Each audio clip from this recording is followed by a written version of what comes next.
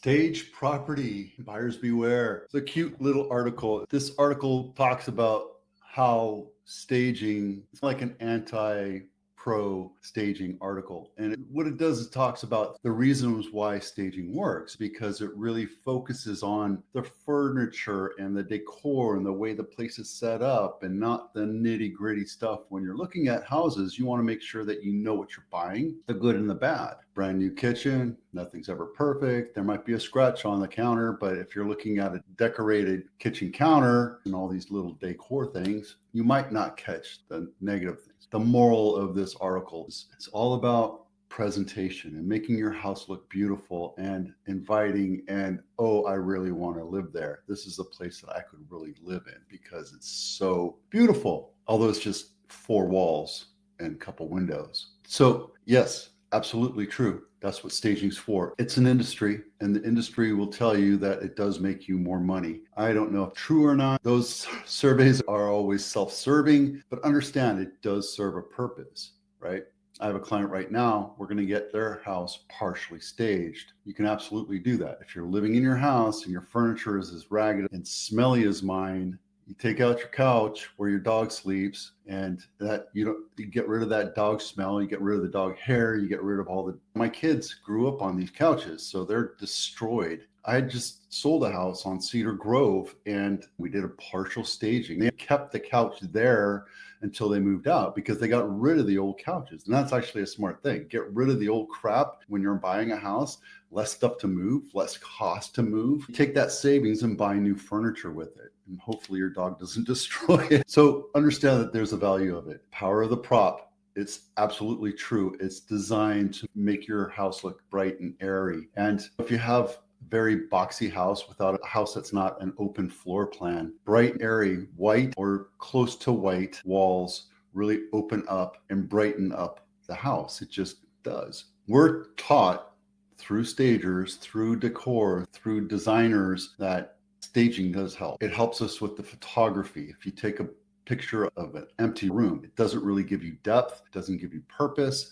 You know, when it comes to how much am I going to make back if I spend $5,000 on staging, it's going to help in the marketing. It's going to help buyers understand the purpose of that room is. It's going to help the whole sales process. It's going to make people want to buy that house versus an empty house. When you have an empty house or an empty room, what is it going to focus on? The negative aspects, the cracks in the walls, the extra holes in the walls, the broken floor or the broken electrical plug. Little things that might be negative will really be evident. Whereas staging, and this article tells you, it takes the eye away from the negative and puts it on the positive. Something to think about. And again, these articles are all linked to the source. So this link up here is in my blog. Feel free to go jump through it. 40% of newlyweds ask for down payment help instead of gifts. This is actually pretty smart. Now, treat a lender. I have no affiliation with it. 1,000 newlyweds to learn how couples balance home buying and wedding planning. If you're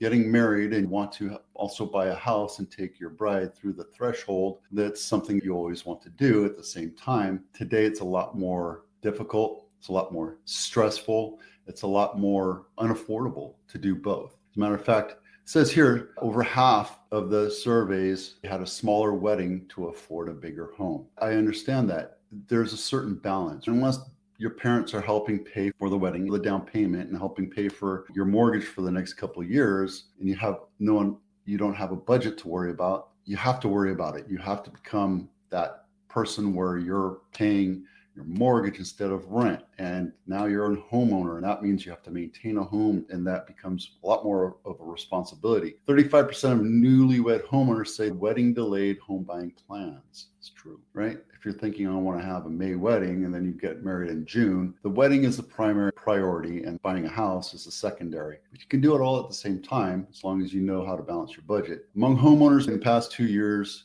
who made a down payment, 48% requested money to help pay for their down payment instead of a wedding gift. I look at my China and I wish that could have been converted into the down payment. It makes financial sense. It would mean a lot more for you. And I hate to be materialistic about it, but think about it. If I helped you get your life started with your bride or groom by helping with a down payment, instead of spending $500 on dishes that you're going to use once every 5 years, Why not? Would you sacrifice the dream honeymoon for a bigger down payment? I probably would. 36% of newlywed homeowners say they found buying a home more stressful, while 33% say wedding planning was more stressful. It's going to be stressful. Buying a home, selling a home, getting married, it's all stressful. But it's all part of the plan. And if you plan accordingly, you know that there's going to be bumps and bruises. So there you go. This episode is brought to you by the Home Inspection Checklist. Make sure you download it and enjoy those honey-do lists. Get those repairs done before you sell your home. It makes a lot of difference. Do you have an appliance repair guy? That's me. I got you. I got people for you. Just to let you know. Mortgage rate today, nothing's really changed. It's gone up and down, 7.05 for a 30-year jumbo and 6.45 for a 30-year fixed is 6.94. Your spread isn't that far apart. If you look at the numbers right now at a $2 million house, because we're going to go into what you get for $2 million in Santa Clara County, $400,000 down payment, 30-year fixed, right? You're looking at 6.5% with less than a point. 6.5%, HSBC 0%. Guys, I swear you can get under 6% if you pay the points down, depending on your plan. I'm buying that house in Henderson right now for my parents. I'm buying it through a corporation, so I'm nowhere near 6%, but I have a 2-year hold on it. I didn't put any points down. I'm just going to use it because I need the write-up. What you get for $2 million in San Jose, Santa Clara County, California. This is heart of Lincoln Ave in Willow Glen. Not my listing. Lori, $2 million, 3-bedroom, 2-bath, 1,900 square feet, built in 1921. This thing's over 100 years old, guys. Let's open this thing up so you can see it. Spanish revival. Not original, but 1980s, 1990s kitchen. The appliances were updated to stainless steel, which is nice. And they have that cool hood. Again, that's probably the 1990s. Looks like they have, I can't tell if that looks like it's wallpaper. And then you have a wash room, a laundry room, a door in the master or primary, however you want to call it. This one's nice because it has a slider. Guys, if you're going to do a slider or a French door, get a French door. I'm just telling you, you can open it up. You can get screens for it. You can get the phantom screens and all that. But having wide open doors would be nice to have. So that would be my suggestion if you're going to spend the money. What in the world is that? It's the side of the house, side of somebody else's house.